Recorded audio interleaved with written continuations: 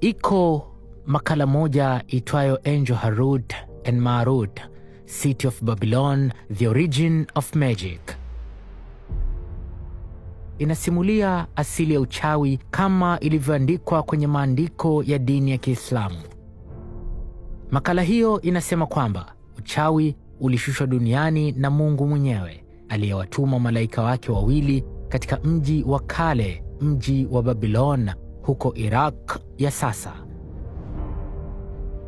Malaika hao waliitwa kwa majina ya Harut na mwingine Marut. Mji wa Babylon ni mji wa kale kweli kweli. Ulikuwapo zamani sana, hata kabla ya uwepo wa Ibrahim, baba wa imani, na hata kabla ya ujio wa Nabii Musa au mfalme Suleiman. Mungu aliwashusha malaika hao Harut na Marut wakiwa wanaujua uchawi vizuri sana, na siri ya nguvu za uchawi wao ilikuwa ni maarifa ya binadamu kuweza kuwatumia majini. Basi malaika hao Mungu akawapeleka kuishi na watu wa Babylon, na malaika hao wakawaambia watu kuwa wanaweza kuwafundisha sanaa ya uchawi.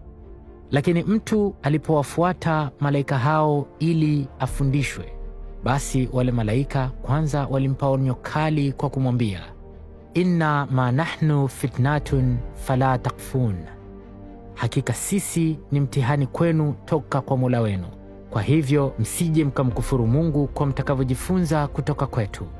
Lakini kwa bahati mbaya wale watu wa Babylon wakajifunza uchawi, lakini wakautumia kwa hasara na wala sio kwa mambo ya faida kwao. Wakautumia kuwafitinisha watu, kuvunja ndoa za watu na kuwapa watu maradhi.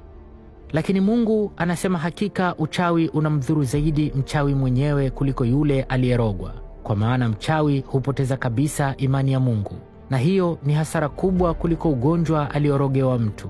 Na maandiko ya dini ya Kiislamu yanasema kuwa hakika mshirikina atakuwa kwenye hasara kubwa siku ya Kiyama, na kwa hakika stahiki yake itakuwa ni moto wa Jahannam tu. Rekodi zinatofautiana juu ya lini uchawi ndio ulianza kuwepo. Kwa wafuasi wa imani ya Kikristo, maandiko ya mwanzo kabisa kuwataja wachawi yanakadiriwa kuandikwa miaka 931 au miaka 721 kabla ya kuzaliwa kwa Yesu. Wachawi wanatajwa katika kitabu cha Samueli wa kwanza, pale mfalme Sauli alipoenda kwa wachawi wa Endori ili wamsaidie kuitisha roho ya nabii Samueli, akitaka imsaidie kushinda vita dhidi ya Wafilisti.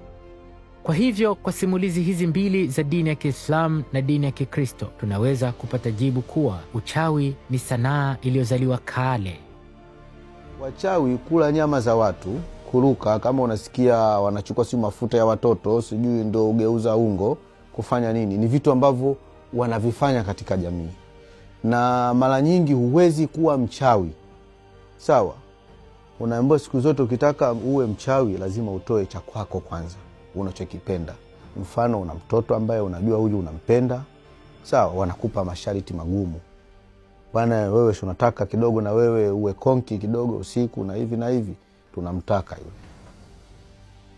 Na kabla wewe hujaingia katika hayo mambo, sawa, kwa sababu wale wataanza kukupeleleza, wataanza kuwa na wewe, watakuwa marafiki zako, kwa sababu mtu anaanza wewe tu watu wako wale mashoga wako wa karibu, huyu mzee fulani, huyu rafiki yangu anapokuja kukutembelea mle.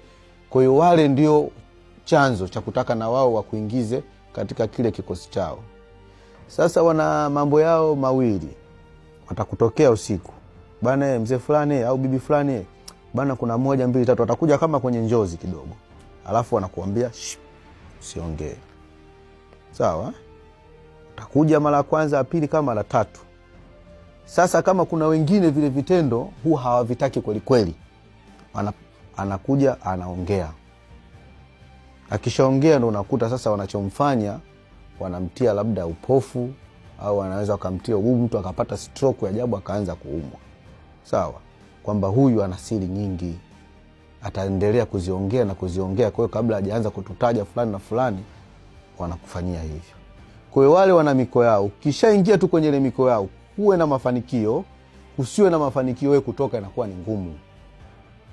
Kwa hiyo itabidi wewe sasa uendelee kuwa adui na uendelee kuwa mbaya katika kile kikundi, na watakupa sasa kwamba naye sasa hapa, kwa sababu ushaingia na tushakubaliana, tushafunga mikataba, sasa hivi sisi tunamtaka huyu mwanao sasa tukupachikie cheo fulani ambacho hiko wewe ukikipata utakuwa 1, 2, 3.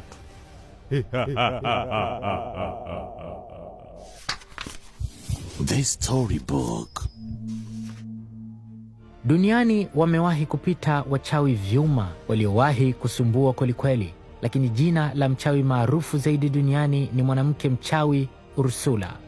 Jina lake maarufu zaidi ni Mother Shipton, au maarufu kwa jina lingine la Ursula.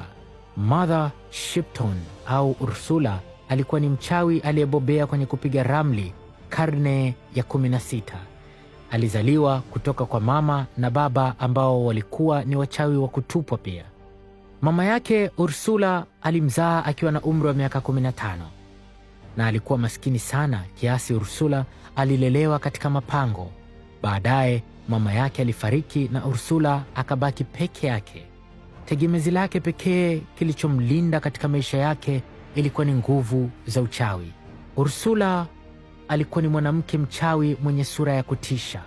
Mfanano wa sura yake ndio umetumika kutengeneza picha na katuni nyingi za sura za wachawi. Ursula alikuwa na pua kubwa iliyochongoka kama msumari. Mgongo wake ulijikunja kwa kibiongo kikubwa na miguu yake ilikuwa ni ya matege yaliyopinda haswa. Huyo ndiye mwanamke mchawi anayetajwa na historia kuwa alitabiri vitu vingi vikubwa duniani na vyote vikatokea. Inasimuliwa Ursula ndiye mtu wa kwanza kutabiri kuwa duniani kutakuja kuwako na internet. Pia Ursula alitabiri juu ya tukio la Waingereza kulipiga jeshi la Hispania na baadaye meli za Waspaniola kupigwa na kimbunga cha bahari na meli zao nyingi kuzama, tukio maarufu la kihistoria liitwalo Spanish Armada. Pia mchawi Ursula alitabiri juu ya The Great Plague of London, yaani mlipuko wa ugonjwa wa Bubon ambao uliua robo ya watu wa mji wa London kati ya mwaka 1665 na mwaka 1666. Pia mchawi Ursula alitabiri juu ya kunyongwa kwa Mary Queen of Scots, yaani kunyongwa kwa Malkia Mary wa kwanza wa Scotland. Haya yote aliyatabiri mwanamke mchawi Ursula, na yote yakatokea. Huyu mwanamke ndio mchawi maarufu zaidi duniani, lakini wala hakumbukwi kwa kula nyama za watu au kuwaficha watu misukule au kumtupia mtu jini. Anakumbukwa kwa mambo makubwa ikiwemo kutabiri ujio wa internet duniani tangu enzi za maisha yake karne ya 16. Ni kwa nini nimekupa simulizi hii ya Ursula? Funzo lililopo hapo ni kwamba labda uchawi wenyewe sio shida, ila shida ni kwamba aliye nao ameamua kuutumia vipi. Yaani uchawi bwana hauwezi kupungua, bali teknolojia ndio inazidi kubadilika. Yaani wanazidi kuongeza mbinu za kuweza kufanya uchawi. Unaona? Kwa hiyo uchawi sio kwamba unapungua, wanaongeza mbinu mpya. Kama watu walikuwa wanaijua mbinu hii, kwa hiyo na wao wanakwenda na teknolojia nyingine za kichawi. Kwa sababu zamani, kama nilivyokuwa nimesema, zamani wachawi wengi walikuwa ni wazee. Sasa hivi wa vijana wengi ndio asilimia kubwa ni wachawi kuliko wazee. Kwa hiyo hata mimi mara nyingi sasa hivi ninapokuwa nakwenda kupambana nao, naenda kupambana nao vijana wenzangu ambao ndio magwiji. Sijui umenielewa? Yaani hao ndio wanaongoza sasa hivi katika masuala ya kichawi, na ndio wanaruka kweli kweli. Kwa hiyo na vijana na wao wameikubali ile kazi.